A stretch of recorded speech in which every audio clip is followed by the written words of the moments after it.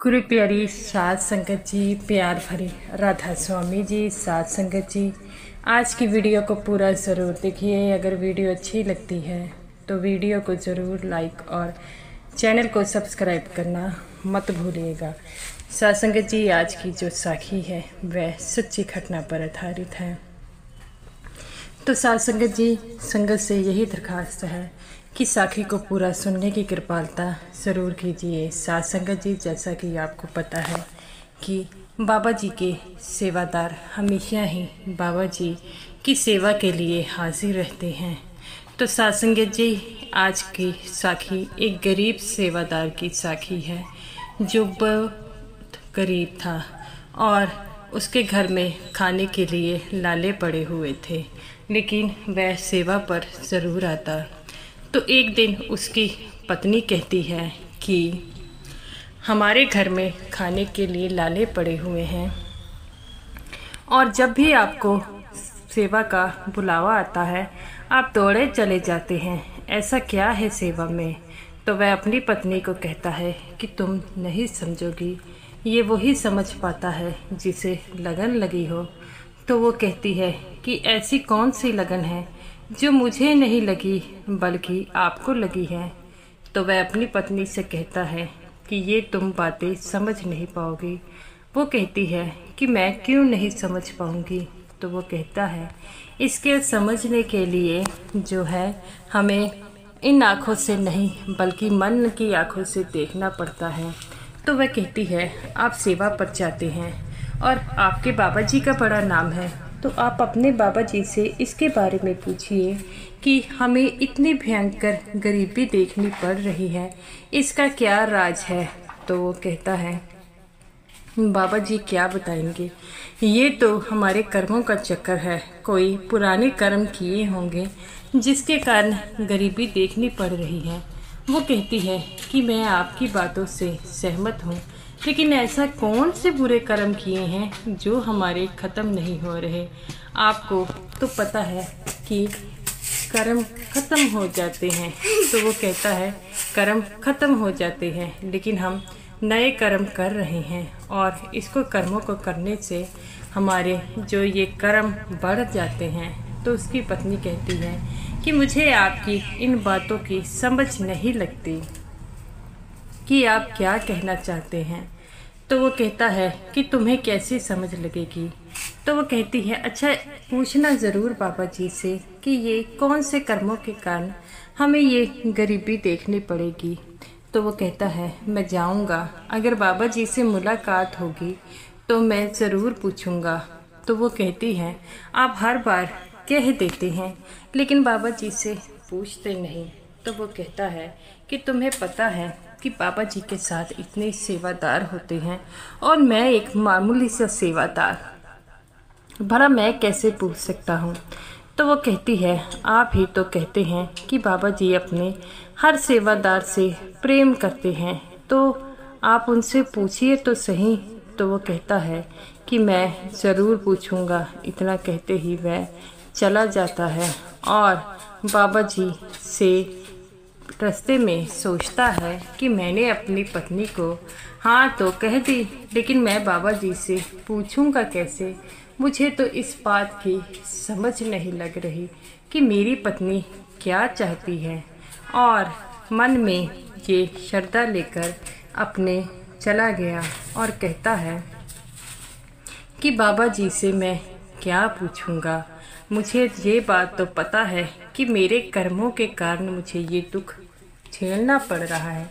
चलो फिर भी बाबा जी से पूछ ही लेंगे कि बाबा जी मैंने ऐसे कौन से बुरे कर्म कर दिए हैं जिसका अभी तक मेरा निवारा नहीं हो रहा, और पत्नी की कही हुई बातें भी सच हो जाएगी और कि मैंने बाबा जी से पूछा है।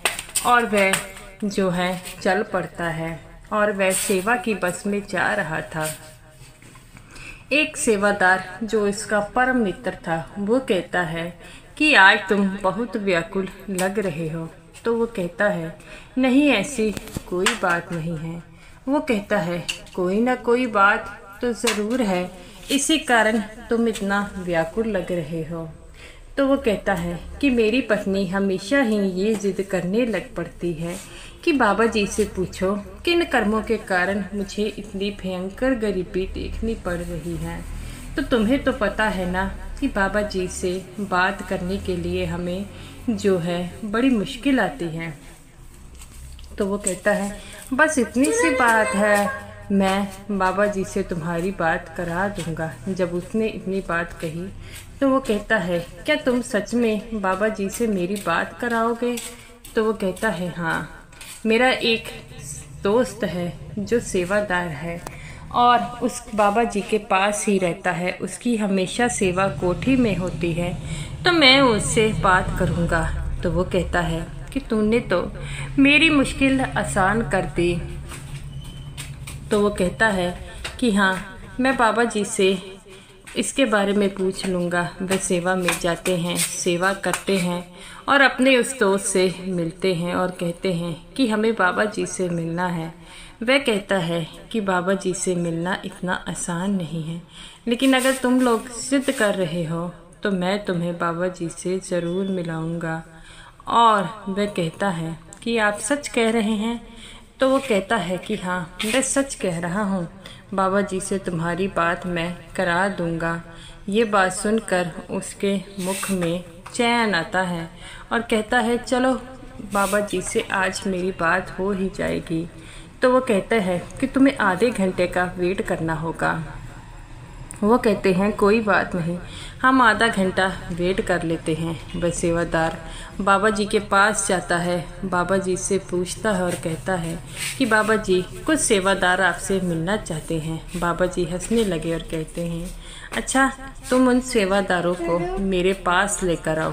वह सेवादारों को लेकर बाबा जी के पास जाया गया। बाबा जी ने उन्हें देखा और कहते हैं हाँ बेटा, क्या बात है, मैंने सुना है तुम मुझसे मिलना चाहते हो।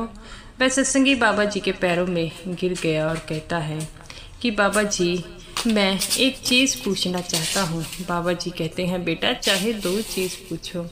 वो कहता है कि मेरी पत्नी हमेशा ही मुझसे ज़िद करती रहती है कि बाबा जी से पूछना कि मैंने पिछले जन्म में ऐसे कौन से कर्म किए हैं जिसके कारण मुझे गरीबी देखनी पड़ रही है।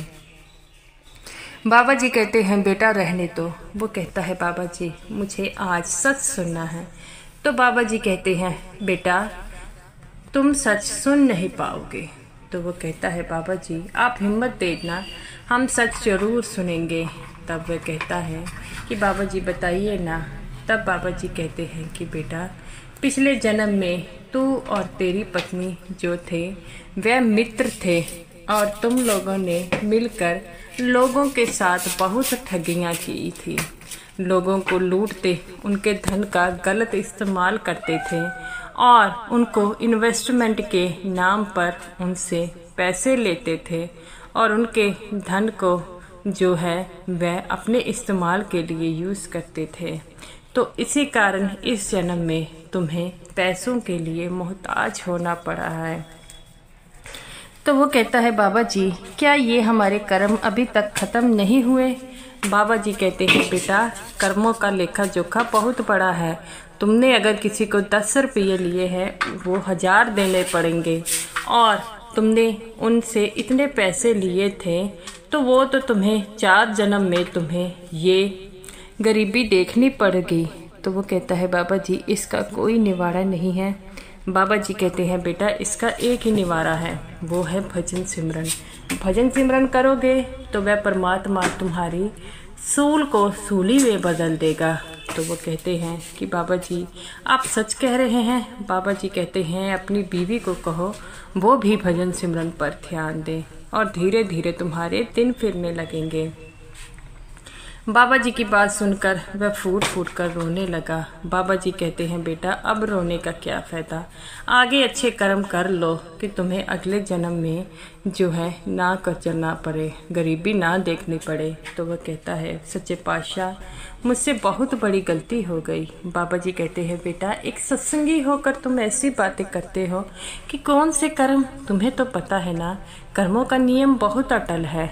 कर्म हमें जो है वह भोगने ही पड़ेंगे जितने हमें किए होंगे। और तुम लोगों ने तो लोगों से इतना पैसा खाया है कि 4 जन्मों तक तुम्हें गरीबी, भयंकर गरीबी देखनी पड़ेगी। तो वो कहता है बाबा जी, 1 जन्म की गरीबी ने हमारा ये हाल कर दिया है। बाबा जी कहते हैं बेटा, अगर इस गरीबी से बचना चाहते हो तो एक ही निवारण है, वो है भजन सिमरन। भजन सिमरन करोगे, इस 84 के जेल खाने से बाहर निकलोगे, और इसके अलावा कोई भी जो है निवारण नहीं है। अगर दोबारा जन्म लेना पड़ा तो फिर तुम्हें ये गरीबी देखनी ही पड़ेगी। तो वह कहता है सच्चे पातशाह, आप ही कुछ कीजिए। हमने ये सुना है कि सतगुरु हमेशा बख्शनहार है, वह बख्श देते हैं। बाबा जी कहते हैं बेटा, कर्मों का नियम अटल है, कर्म तुम्हारे बदलेंगे नहीं। हाँ, तुम्हें तो भजन सिमरन पर ध्यान देना होगा, तभी जाकर तुम्हें सुरत आएगी। इस 84 के नरक खाने से बाहर निकलना होगा, तभी तो तुम्हें ये जन्म जन्म के जो तुमने पाप किए हैं वह धुलेंगे। तो वह कहता है कि सच्चे पातशाह, हमसे बहुत बड़ी गलती हो गई। और बाबा जी कहते हैं कि बेटा ये तो सही है। तो वो कहता है बाबा जी, मैं पूछना चाहूँगा कि ऐसा कौन सा कर्म है जिसके कारण आप हमें मिले। तब बाबा जी कहते हैं बेटा, तुमने एक सत्संगी भाई की जो है पैसे खाए थे, लेकिन तुमने एक अच्छाई की। जब उसकी माँ ने बताया कि मेरा बेटा बीमार है, तो तुम लोगों ने उसके पैसों को आधा वापस कर दिया, और जिसके कारण उसका बेटा बच गया, और जिसके कारण जो है इस जन्म में तुम्हें नाम की कमाई का मौका मिला है और सतगुरु की शरण का मौका मिला है। तब वह कहते हैं कि बाबा जी, ये तो आपने बिल्कुल सही कहा है। बाबा जी, हमसे गलतियां हुई हैं। बाबा जी कहते हैं बेटा, इंसान गलतियों का पुतला है, अगर इंसान गलती नहीं करेगा तो कौन करेगा। बाबा जी की बात सुनकर वह दोनों फूट फूट कर रोते हैं। बाकी सेवादार जो बाबा जी की बातें सुन रहे थे वह भी फूट फूट कर रोने लगे। बाबा जी कहते हैं बेटा, अब किसी प्रकार की चिंता मत लगाओ, घर जाओ और भजन सिमरन करो। जब तुम भजन सिमरन करोगे तभी तो इस 84 के नरक खाने से बाहर निकलोगे, उस मालिक से जा मिलोगे, और कोई हल नहीं है। वह बाबा जी की आज्ञा लेकर अपने घर चलता है। पत्नी ज़ोर ज़ोर से बोलने लग पड़ती है कि तो आज फिर तुम बाबा जी से मिलकर नहीं आए, तुम्हें कहा था ना बाबा जी से मिलकर आना। तब वह अपनी पत्नी को बताता है कि मैं आज बाबा जी से मिलकर आया। बाबा जी ने कहा है कि तुम लोग पिछले जन्म में लोगों का धन खाते थे, तुम दोनों दोस्त थे, जिनके कारण तुम्हें ये गरीबी देखनी पड़ गई है। और वो कहती है कि अब इसका क्या निवारण है। तब वह कहता है कि बाबा जी कहते हैं इसका कोई निवारण नहीं है, सिर्फ एक रास्ता है, भजन सिमरन। भजन सिमरन करोगे तो वह मालिक तुम्हें इस 84 के जेल खाने से बाहर निकाल देगा। अगर भजन सिमरन ना किया, दोबारा जन्म लेना पड़ा तो 4 जन्मों तक ये गरीबी देखनी पड़ेगी। उसकी पत्नी बहुत रोती है और कहती है कि मैं बाबा जी को कोस रही थी। वो कहता है इसमें बाबा जी का कोई दोष नहीं है, बाबा जी तो हमेशा हमारा साथ ही दिया है, ये कर्म हमारे अपने हैं। तो तुम्हें तो मैंने पहले कहा था कि ये कुछ जो है हमारे कर्मों का चक्कर है। तब उसकी पत्नी कहती है कि आज से मैं भी आपके साथ सिमरन करूँगी, इस जन्म मरण के चक्रों से छुटकारा पाऊंगी, और तो हमारे पास कोई रास्ता है ही नहीं। उसका पति कहता है कि ये बात तू सच कहती है, हमारे पास कोई रास्ता नहीं है, हमारे पास सिर्फ मालिक का नाम है। तो वो कहती है हमें बाबा जी क्यों मिले। तो वो कहता है कि एक बीबी का बेटा बीमार था और अपने पैसों में से हमने जो उससे लूटे थे उसका इलाज कराया और वह ठीक हो गया, इसीलिए मालिक ने हमें नाम की कमाई का अवसर दिया है। अगर ये अवसर दिया है तो हमें ये अवसर को जो है पूरा करना होगा साध संगत जी। अगर नामदान की बख्शीश की है तो हमने भी कोई कर्म किए हैं जिसके कारण हमें नामदान मिला है और इस नामदान की कमाई को करना होगा। तो साध संगत जी ये रही मेरी आज की वीडियो अच्छी लगी हो तो वीडियो को ज़रूर लाइक कीजिएगा और समूह साध संगत जी को मेरी तरफ से प्यार भरी राधा स्वामी जी।